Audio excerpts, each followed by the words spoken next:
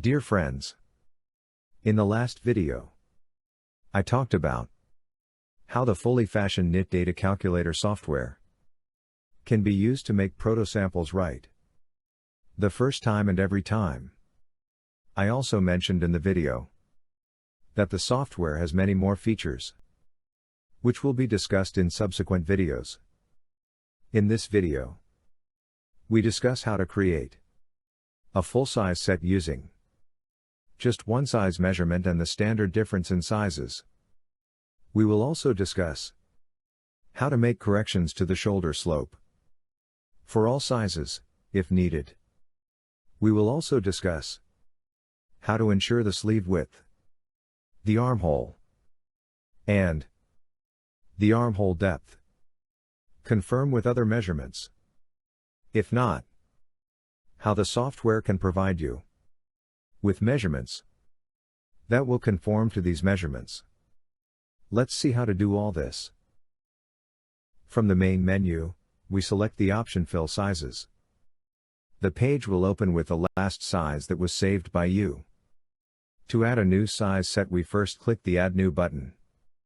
We feed values for the style data, the size notations, and the measurements in boxes marked with the blue, the red, and the green rectangles respectively. In the red box, we select the size notation from the drop-down list. We select the size notation to be used. And in the size box, we type the size for which we want to enter measurement values.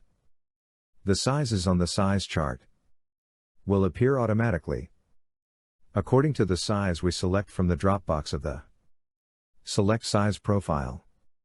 Next, we select in which style we wish to make our fully fashioned garment.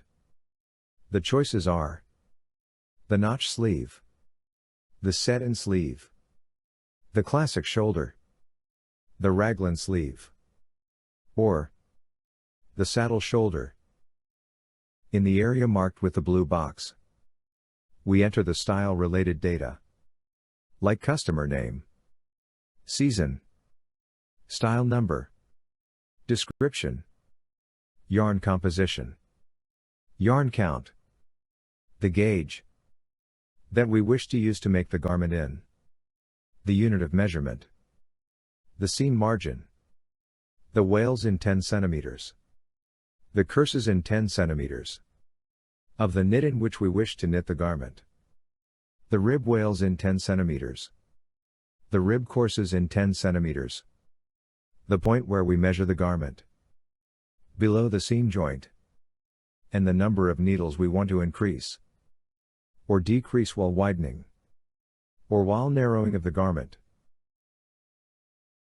In the area marked with the green box, we enter the measurements provided by our customer against the respective points of measure, like garment length, the chest width, the bottom width, the bottom rib height, the shoulder width, the shoulder drop, etc., etc.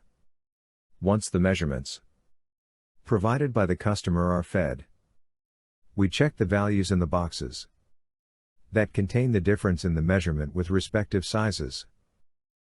What we need to do next is to load this size in our size set box area, marked with red box. For this we need to click on the Load Size button.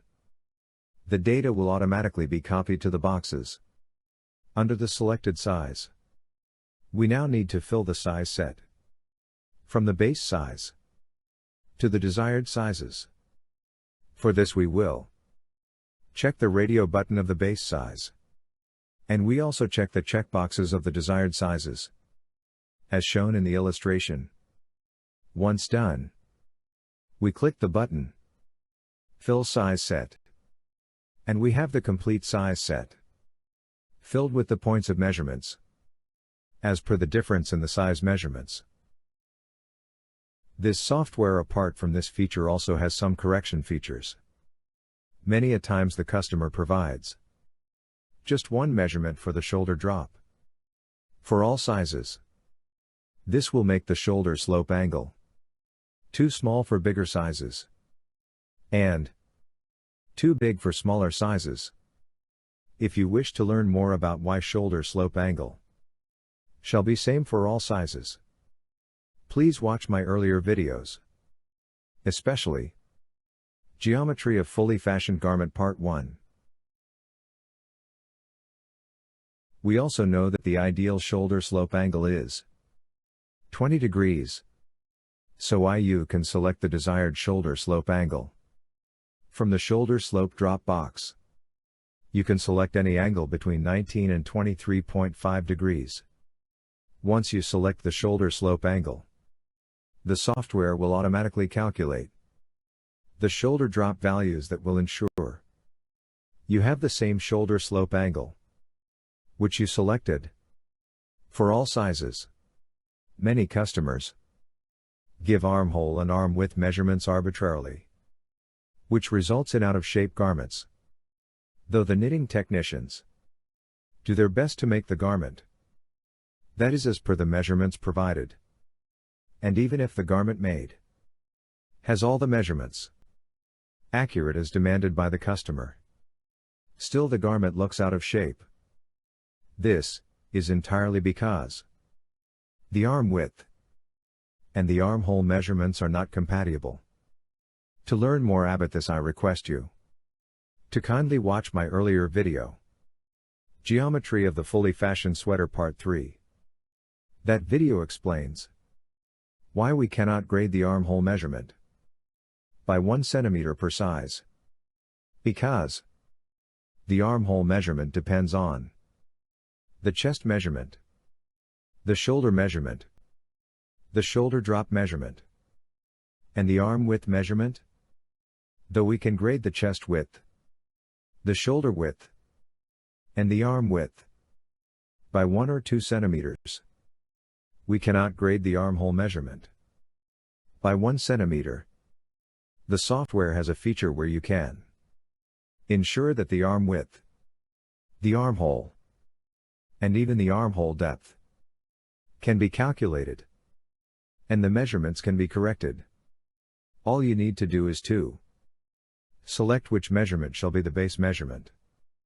You can select between the arm width, the armhole, and the armhole depth, and at the click of the button, make corrections in the specs.